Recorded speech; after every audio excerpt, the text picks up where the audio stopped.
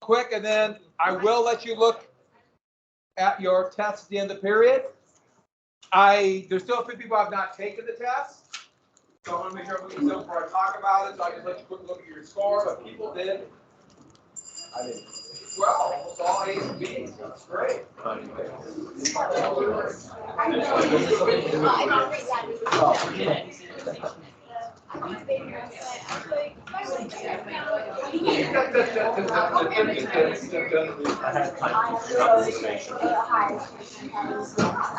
Depression. What's going on?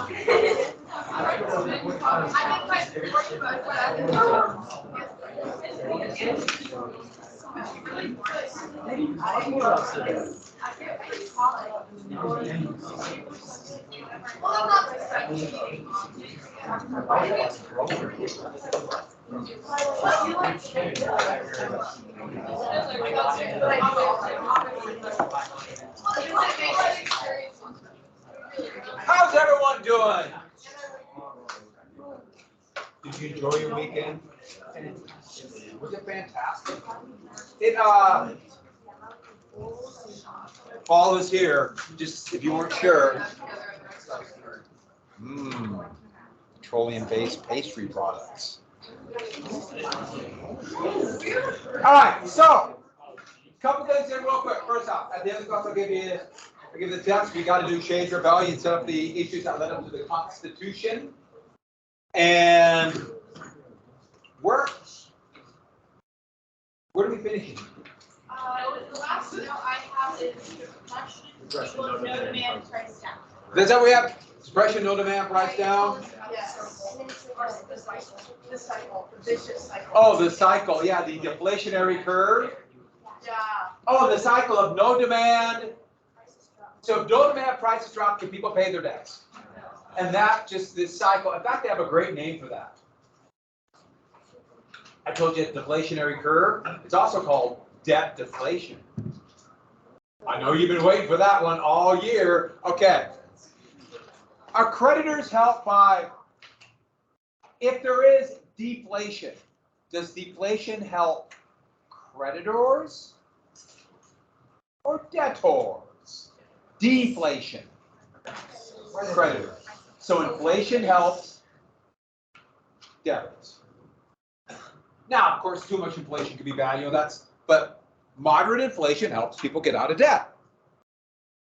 And went through all the many problems with the Articles of Confederation, but the biggest one all stems from that no poverty tax, and there's no, what do you call somebody who carries out the laws and interprets them? Yeah, there's no executive. And what was the law? The law that was passed that they surveyed all the land, set up for townships and sections. Which one? 1785 land ordinance. How about who proposed no slave codes here? And how many votes get? 8. So close. And the Northwest Ordinance said what would be here? No slave codes. No slave codes, not setting up these, by inference, these would be what? Yeah, slave states. Or slave codes. You should say slave and free, but I just don't want you to forget that. The big thing is slave codes. Slavery can't function without those slave codes, which is the very same thing that Jefferson said would destroy a republic. Boy, it almost did. Barely made it. So we got to this, right? And we get the vets. So Revolutionary War vets were promised money during the war, also land. Some got land, but they all got bonds. Bonds meaning the government, the Continental Congress said, we promise after we win the war, we'll pay back our debts. You'll get paid. So in essence, veterans, enlisted men and officers, basically loaned the government money by their service and willingness to die for the country. And after the war, they were furious. They looked at this Confederation Congress and they realized we're never going to get any money. We're in debt. We're losing our farms. And they became incredibly desperate. Now, let's say you have a bond. So you have a bond, that piece of paper. The government, United States government owes you money. So you get the bond in 1776, and it's usually, let's say, a 10 or 20 or 30-year bond. So let's say in 1796, this will be worth $1,000. I'm just throwing numbers out. That bond. But it's 1786, and you're broke. What can you do with that bond? What's that? Yeah, sell it. Find someone to buy it. What kind of person's going to buy this? Well, they're going to say, you know, I'll give you money for that, but I don't know if the government's going to be here in 1796. I won't give you $1,000. I'll give you $100. If you're desperate, what do? And that's what happened. It started out as a debt selling or bond selling spree, you know, 20%, but pretty soon from 1 to 10% of the value by 1787. Sometimes it was a penny on the dollar. That's how much they were selling because they were so desperate. They needed money now. And speculators were scooping this up. And now speculators are buying these bonds, which by definition is speculators got to have some excess money. You got to have extra money because you might lose. If you don't have money and you're speculating, whew, that's all I'm going to say. That's scary. But the speculators then are gambling that the government will be strong enough. Gee, I wonder if we might have a vested incentive then to have a strong central government. I'm sure there's nothing to see here. Moving on, at the same time, those who could not pay back their debts, including these former soldiers, they would go to debtors' court, where they would be sued by not only the person who they owed money to, but also the state. And they would take their property and even go to jail. Here's a debtor's prison this is in Pennsylvania. Here is a picture of a debtor's prison. That's actually in London, but debtor's prison, that's because it came from England. And the whole idea would be that debtor's prison would do a couple different things. So first off, it would tell people, if you don't pay back your debts, you're going to lose everything, you're going to jail. Now, I know what you're thinking. Wait a sec, how will you pay back your debts if you're in jail? Well, first off, they'd steal all your stuff. But secondly, just as important, it terrifies everybody else. If you see your neighbors losing everything, you're like, oh, I better pay back my debt, I better sell everything, I better whatever. So it was a terrifying measure. And the point is then, they lose their farm, they lose their independence, and they become laborers. And I put wealthy here because the wealthy kind of got out of this. The wealthier you are, you're probably closer to the merchant. You didn't go to debtor's court. Debtor's court was where they sent money, AKA the vast majority. Rich people got out of this. And wealthier people, when they have debts to repay, they get better deals than poor people. It's just the way they have the friends there. They are kind of part of that same class, etc.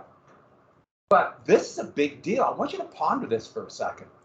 Now, a loan. If I loan you money, that is a business decision I made. I made a business decision that you're going to pay me back plus interest, and I'm going to make money. And if you're a risky debtor and you don't pay it back, I made a lousy business decision, didn't I? I lost money because you couldn't pay it back. That's business. Not here. I make a bad loan, you don't pay it back, the state comes in and takes all your stuff and gives it to me. It's a win-win for me. I either get the loan back plus interest or I get all your stuff. Ponder that for a second. No risk for the creditor. The state will come in. Now, there's no police force, so it'll be a constable or something that came from medieval Britain. The shire who ran the Lord's land, aka sheriff. So who runs the government? If you have debtors' courts. Who? The creditors run the government. and they rig the system for them. Imagine if you could get into a business where you could do all kinds of risky stuff and make a lot of money if the risk doesn't come through, and if the risk fails and you lose, the government will bail you out. They run the government.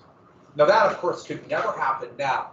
So moving on, that's what I call, what I just did there, I lied. The 2008 financial crash, the banks that cost the world economy somewhere around $40 trillion. Not only did they not get in trouble for fraud, they got bailed out and are richer than they've ever been. They got bailed out. We do unit that in my special topics class. I'll do it on the financial crash. I like doing that second semester. And it always makes my class very mad. They just cannot believe what happened in your lifetime. And yes, it happens now. They rigged the system. So I do want you to get that down. It's rigged for the brand. It's rigged. And the speculators. It's rigged. It was rigged then, and it could potentially be rigged now. Whoever controls these things runs the government. They control things. So when people, a lot of the political discourse are about things that, I'm not saying they're not important, but they kind of skip over the fact of who's really running things. So with that, as you can see from this, I don't even know how to do that. I have no idea. Just everyone's one does that. So let's get into a little bit of macroeconomics. I know what all of you are thinking, finally macroeconomics. Macroeconomics is like state or national economics for the entire country, for the entire market, all markets. It's a macro policy. When we think of government and economics, this is it. That's macro. Micro is one single market. So microeconomics would be looking at, let's say, like the automobile market, the oil market, the farm commodity market. Micro is really small and narrow. Macro, this is government policy. And so we're going to talk about the macroeconomics of two states, Massachusetts and Rhode Island. And I love this little bit of currency here from Massachusetts. It's $7. I wish we had $7 bills. Who's with me? That'd be kind of cool. And technically, once it's currency, it's always currency. So when they pull out of circulation, that's where they unhold it. So it can't be used. They do that with currency, and then eventually they'll shrug it. So here's the two different policies. This is government can print the money. So they printed almost no currency in Massachusetts. Rhode Island printing much more currency. Next key element. The major tax was a land tax. We would call a tax like that a property tax today. It's a form of wealth tax, but still. And that's only in gold coin. There's not very much gold coin. So this was really hard for especially small farmers in the West to pay. That's why a lot of them would go broke and go to debtor's court and lose everything. In Rhode Island, they focused on a wealth tax, which is it's also called progressive. Higher income, the higher the tax rates. And it can be paid in currency. And therefore, the macro policies of the state of Massachusetts was deflation. The macro policies for the state of Rhode Island, inflation. This is 1780s. Which state favors creditors? Now, I'm going to give you the name that Jefferson gave them, the merchant class. Because Jefferson was very wealthy, but he was wealthy in land and humans.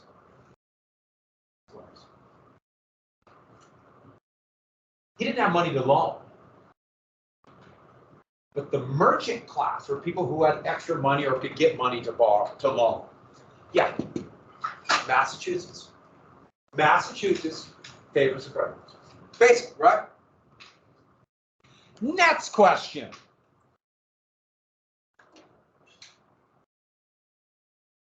Which state allowed more people to vote and pick their leaders? Another term for two other terms, suffrage is term for voting. Suffrage is the right to vote. Another one is the franchise, which is like my favorite name for voting. A franchise means you have like a part ownership. So you vote, you have a part ownership. It's not like some golden duty, it's your job. You gotta vote. It's a job. So then you're gonna have choices you don't like, but you gotta do your job. Yeah. A lot more people. Because there's more debtors than creditors. Now, you're wondering why I'm doing this. A couple different reasons. First off, we're getting to who runs the country. You can tell by going through these things. And even though this is pre-capitalism,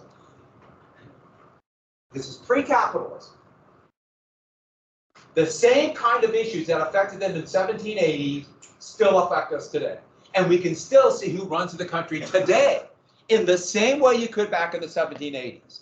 That has not changed. Oh, sure, there are different ways of making money. It's much more complex. It's easier to steal money. But whomever controls the money supply, they have the power. They're the ones behind the scenes pulling the strings. And that means the financial system. Who's in finance and speculation and banks and inflation, deflation, they run the country. And so when people will debate all kinds of issues, when it comes right down to it, that's the power. By the way, if you wanted to just maintain power, wouldn't you like people arguing about all kinds of stuff that don't directly affect your power? Distract them, have them debate, yell about things. I'm not saying they're not important. Behind the scenes.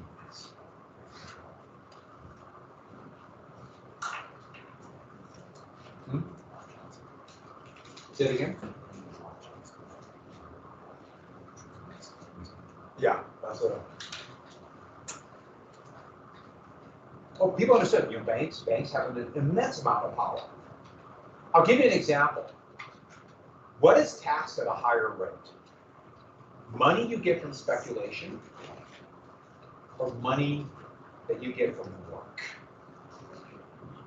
Work is taxed at a much higher rate. Why? Who runs the country?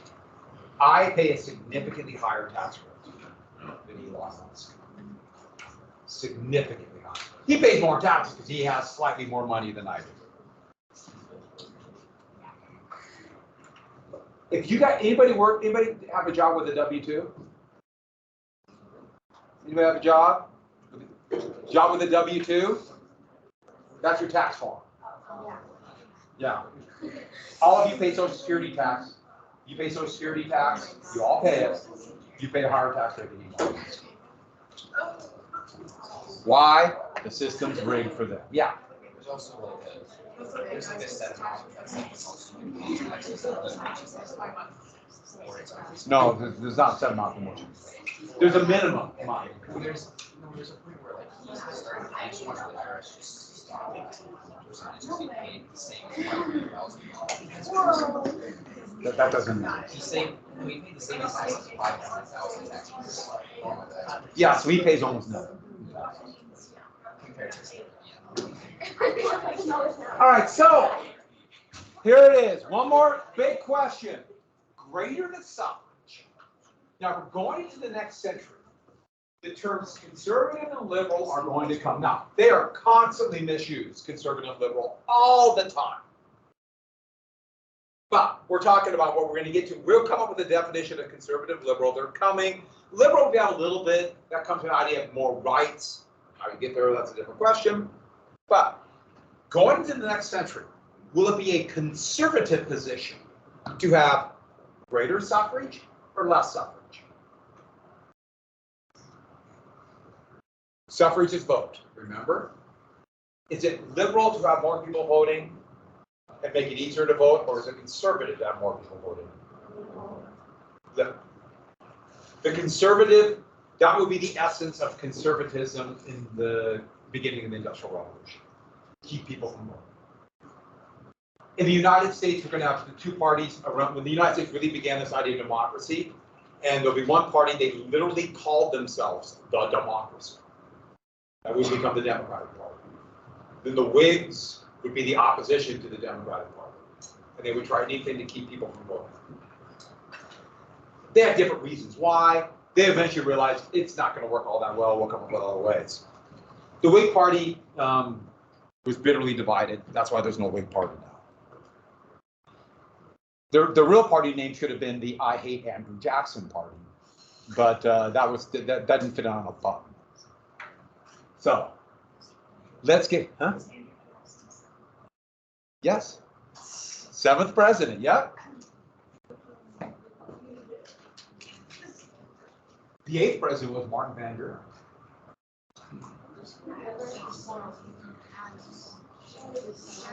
Here's a question for you. Question time. Who was the first president to die in office?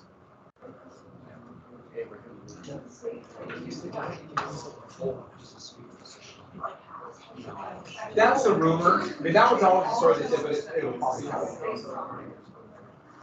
And his name was William Henry Harrison. Yes, William Henry Harrison. We had 3 presidents die of cholera. Cholera. Shays' rebellion. His name is Daniel Shays. So that's why we have the apostrophe here. So it's Shays' rebellion. And this would be the moment where all of these things would come together. The depression, the financial crisis, the issue with vets, debtors prison, all together. It's in Western Massachusetts, the Wild West, here. And this map I found, I put it up there because it tells you absolutely nothing. So I thought it was kind of amusing, and I put it up. But here's the deal. Once farmers are in debt. They can't pay back their debt. They can't pay their land tax. They're losing their property. They're going to jail. And Daniel Shays, who was an officer in the Revolutionary War, was bitter at the treatment of soldiers and officers. And he started going around basically convincing these veterans and other like-minded farmers that the system is rigged. We have no representation. They're not letting us vote. We have to do something about it. What's the first thing they did? This picture, I made it. I'll get the picture. And I forgot to change it. They actually throw a judge at a debtor's court, but you can't see it. All you see is the group of people laughing at the judge. So just imagine there's someone at their feet. They called their group the Regulators. Now, regulator with this idea that we are going, regulate means control. And we are going to control our own fate. We are tired of having this system where we have no ability to vote and make decisions. This is what we're going to call at the end of the 19th century, very populist. And in Pennsylvania and North Carolina, there were groups who did this before the Revolutionary War, the Regulators. Regulation means controlled discipline. And they went to the debtors' courts and shut them down. And they wouldn't let local officials kick people out of their homes and farms. And they would give them back and take back their property. So they're going to fight for this idea of a more open currency system. They said, we want to print currency. We want the right to vote. We're going to shut down the debtors' prison. We want debt relief. We want debt relief. Well, the state of militia sent out the state of Massachusetts sent out the militia. But what kind of people make up the militia? And what's going to happen? They join the rebellion. And same thing as Bacon's rebellion.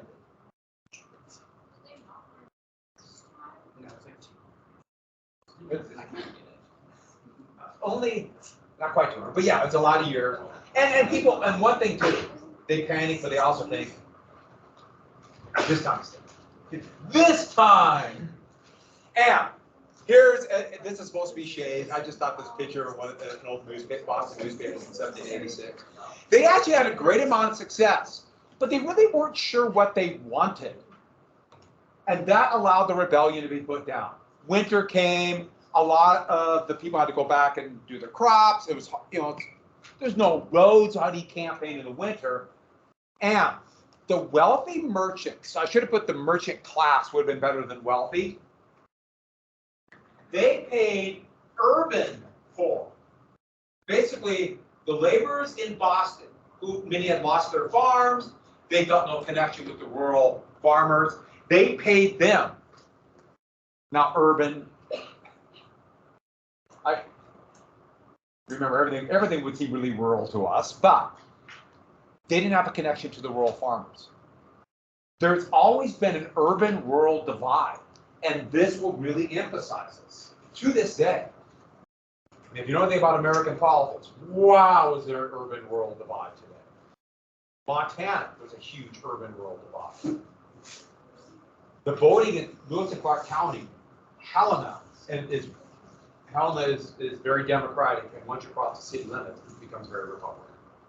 It's just amazing how much the urban-rural divide is nationwide. Well, it was here. We see this time after time, using urban soldiers to put down rural revolts and vice versa. It worked. Shays was pardoned, though, more than anything else, because they didn't want to make him a martyr, and they let him leave. He went up and eventually would go up to Vermont.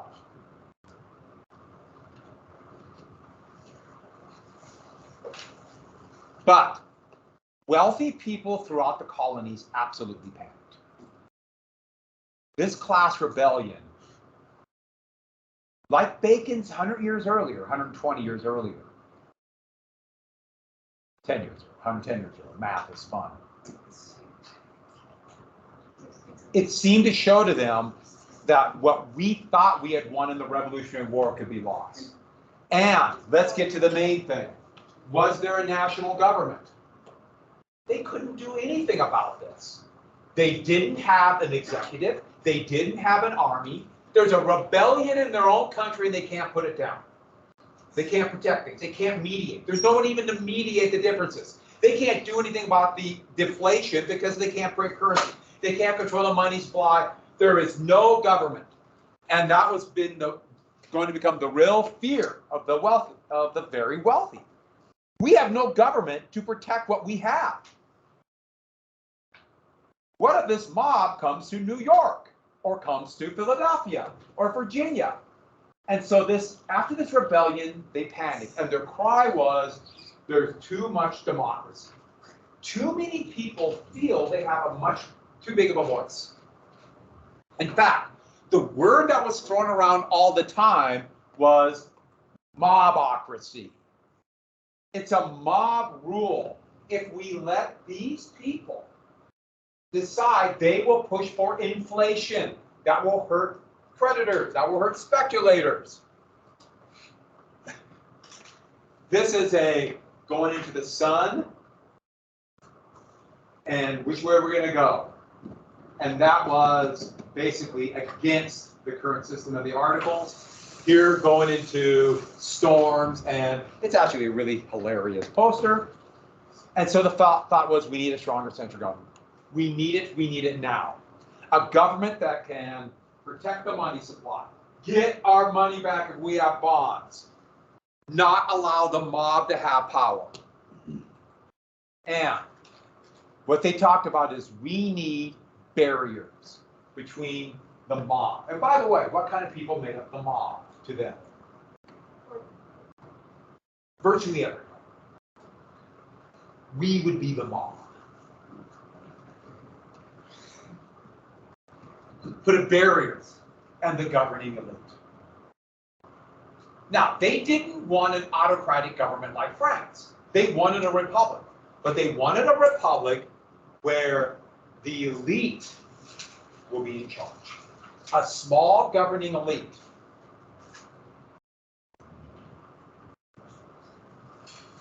That's the roots of the Constitution.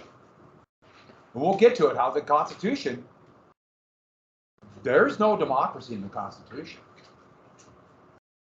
And there's no right to vote in the United States of America. It's not in the Constitution.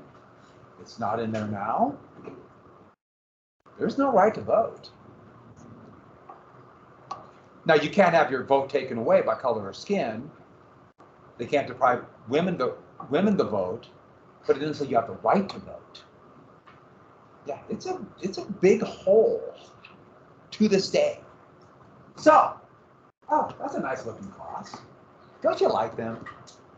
That was last year's class, and we had to have 5 of us. Have you seen them? Yeah. I'm telling you right now, up to no good, right? We are going to learn to do something. We've talked about this. I know you've probably done it before. But remember, when you read a document, you have to think about historical context, some of the background material. Well, what if you have like a full essay to write and you have to have a lot of information and the essay's out of the blue? We have to get in the practice of doing something called the brainstorm list. I know, yay! No. Who's as happy as I am? It's unanimous. What is a brainstorm list? So let's say you get an essay question. Here is an essay question. How did British imperial policy lead to the Revolutionary War? Well, before you ever really start writing this down, you need facts and information. You have to also get your mind thinking about it. Because when you're asked a question, especially out of the blue, a lot of people, my guess is most of us, your mind freezes right away. What's Britain? What's the word how? And you have to think about things. And so, think about this era. Now, this is a vast era. This is 1607 all the way to the Revolutionary War. Imperial policy, that's empire. And that's all those taxes and laws and wars and people and events we've gone over. In fact, you just, as luck would have it, just had a test about it. So, think about things from this era. And ideally, you'd like to get about 15. And the list is for you. You use your shorthand, whatever, abbreviations. You know what you mean, I hope. But your people, events, places, those are the law. I went through everything here. And pizza, of course, because it all has the root foundation in mozzarella cheese. Okay, pizza wasn't even, as we know, not even invented yet. I'm sorry, I screwed you up. Cheese? Yeah, I know. So this is what I want everyone to do. Right now, we just went over this era, from 1607, the Revolutionary War. In your margin, everybody write down 4 things. 4 things from that era. Think about all the laws, the wars, the people. 4 things. What's first calling? What are the laws? What's the name of British imperial policy that maximized gold? Those are all examples. And if you couldn't think of one, I'll say you get 1, you get 2, and they start going. A couple minutes. Right? A minute.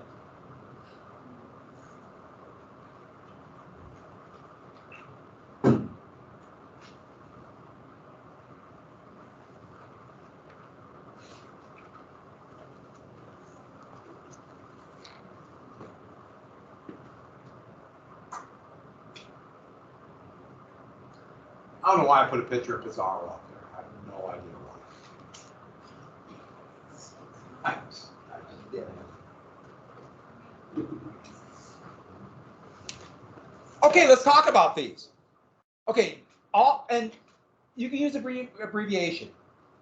So before we get to anything else, who put down mercantilism? That's the biggest one. And if you can write MERC, I hope you know what you mean. My point is, you want to do this as quick as possible, start to need facts. Essays can be hard, timed essays, especially when you're already tired. Everybody just wants to finish their essay once they start. And once you start writing, and you just want to get done, it becomes incredibly easy to skip stuff. I saw it on your short ideas. I know there's stuff you probably could have gotten, you just wanted to get done. I should add, you guys did really well on it. But it gets harder each time. This will give you facts, things to put down in a quick outline, which we'll talk about. It helps you immensely. So, all right, who's got, let's go around then. Anybody, just give me one. Raise your hand. Yeah, Tegan. Very good. How's another one? Yeah. Say it again. Very good. Yeah. Thank you. Good. Yeah. 7-year-old. Great. These are good. You're great. Yeah. Bacon's rebellion. Yeah. Any others? These are all really good. Yeah. Sam, good. Bertrand. Yeah, yes. Say it again. King George III, yeah. On extra rebellion. Anybody get the proclamation of 1763? Hey, by the way, when I said that, oh, I remember that. All right, anybody else have one we haven't mentioned yet? Anyone one we have not mentioned? Yeah. Very good. Tall black was the same as the coercive acts, it works the same. Yes. Say it again. Yeah, Townshend Act, good.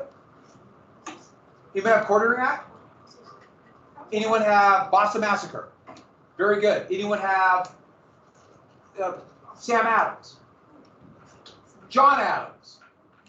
Declaration of Independence? When I say those, but do you all go, oh, I know that. Once you start, and you notice, once you start writing down, it becomes easier. Let's try another one. This time you write down 10 in your margin. Wait. Don't glare at me. I saw some of your glares. There it is. And that picture, of course, makes perfect sense. So, I just gave you a bunch. The new form of government. All the issues with farm, banks, creditors, debtors, no bank yet. We just had a rebellion. Quick, 10 things, quick. And then when after you get 10, write down which one of these 5 guys is the coolest. On the right.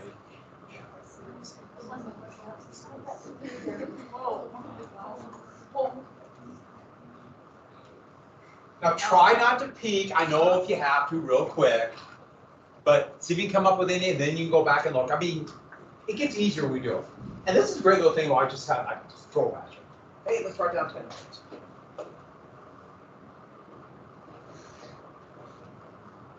If you write down deflation, that's one. And those are.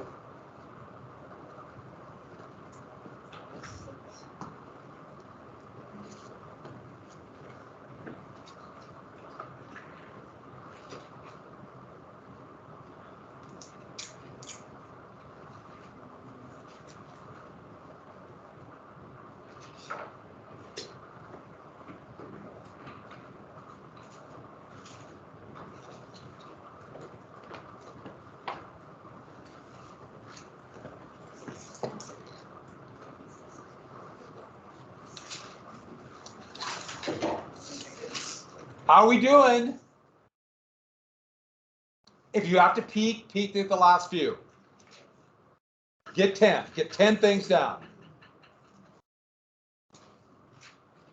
I gave you about 15, or no, about 10 things that are weaknesses of the Articles of the Confederation. Any one of those.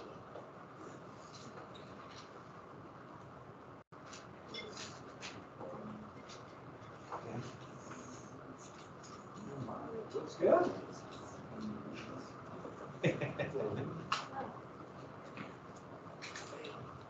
Who's got 8? Who's got 10? Who's got 90? We stopped at 3, don't tell me. All right, let's do it. Let's go through a few. Drew, give me one. Debt, very good. Let me see. Kinsey, give me one. Very good. Hollis, give me one. Aaron, give me one. No century. Very good. Connor, give me one. Say it again. Connor. Huh? Good. Connor, give me one. Chloe, give me one. What's that? Yeah, because wealthy panic. Anybody else have another one? Yeah. Yeah, different taxes, tariffs, yeah. I've got a few people over here. Go ahead. Urban versus rural, good. Yeah. Yeah, no currency, no form of money. Yeah. 85, yeah, and got Northwest ordinance, so get that now. They couldn't tax. That couldn't tax. Yeah. Say it again. Momocracy, yeah. If you could do that with about 10 things, it's amazing how much you just start triggering your memories. Starts making links. Oh, I remember that. I remember that. It's a great skill to have. And literally, you just write down. You can almost just put down a few letters and just go. If you can get that, you have a lot of information for an essay. A lot of information. Jot down a few of those for reading a document. All those kind of materials. It's a great skill to have. And on that happy note, I'm going to let you look at your test. Now, I'm not going to talk about it, so few people have not taken it, but this is out of 100. If you got 4 or more points off on a short ID, I'll give you the opportunity to redo it, get some points back. So I want everyone to do well. But I have lots of A's, almost all the other A's. I'm really pleased. Really pleased.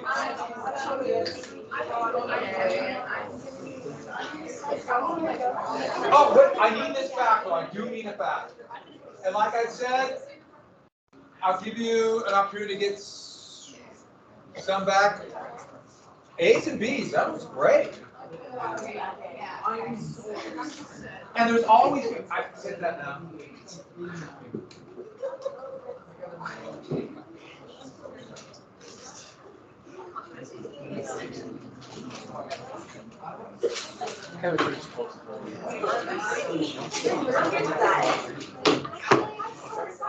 It was a C.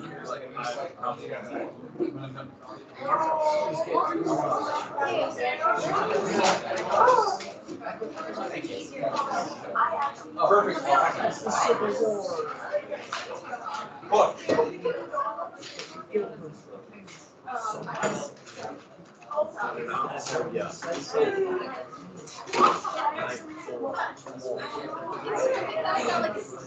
I got what?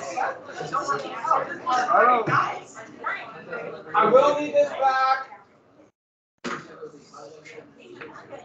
Yeah. I got the bonus. Oh, the bonus. Guilford's Courthouse and deflation.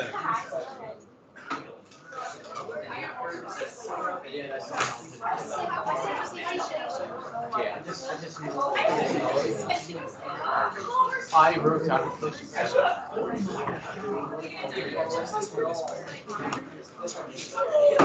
And I will give you a chance.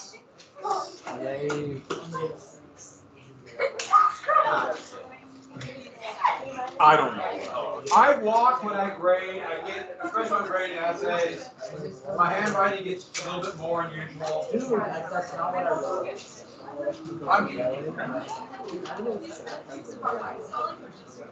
What other ones? Yeah, I did put lack of liberty with pursuit of happiness. I just didn't. All right, everybody, I do need the test back. On your way out, just set them all right here. So right here, just drop them off on your way out, please.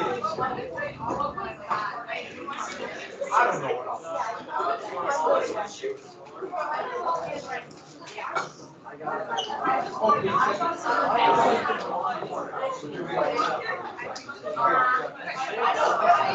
Oh, you wrote them on the side. Yeah, that was my fault. Oh, you're in trouble. You only did 4.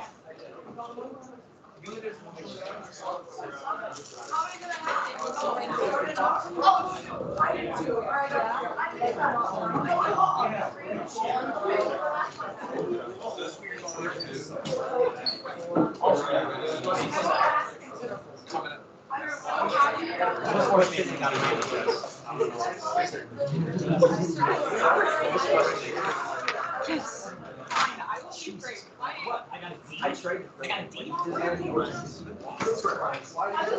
you come in at lunch or come in 60 on the test? Yes. We get to keep it. Oh. See him downstairs. Where is your other one? Yeah, just come out.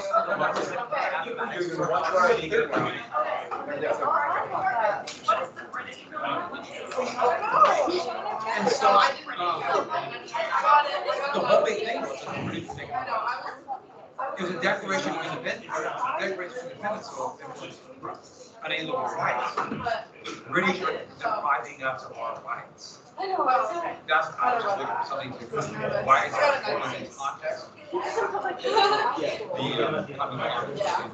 So you just have to sit here and take notes and get anxious. So I did. I got a 96, you did. No. 97. I got a 96. Let's go.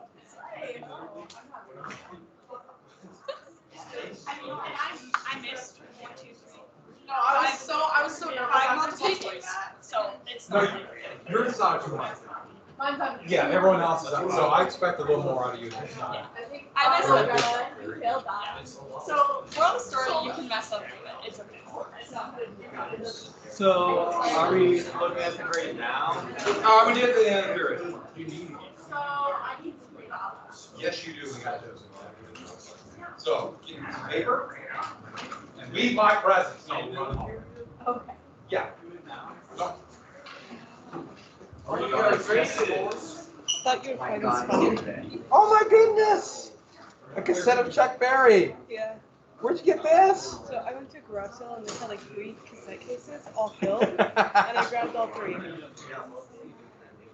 This is awesome. You can have it. Thank you very much. I remember the cassette tapes were like so cool. That's awesome. Thank you.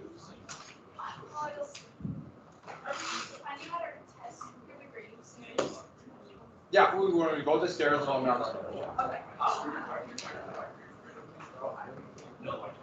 Oh, very good.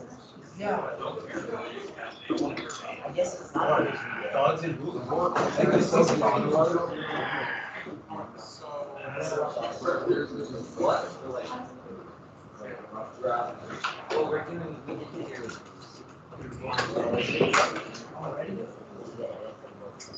Oh, that's what I mean. Yeah, you put in, you have like,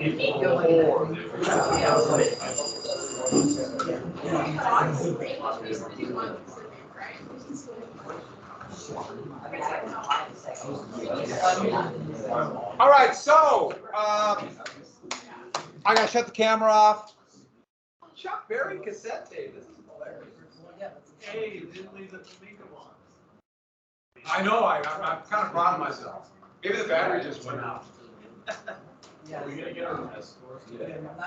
Yes, I'll let you look at it, but there's still a couple people haven't taken it. I don't want to go over them, but I will let you look at it.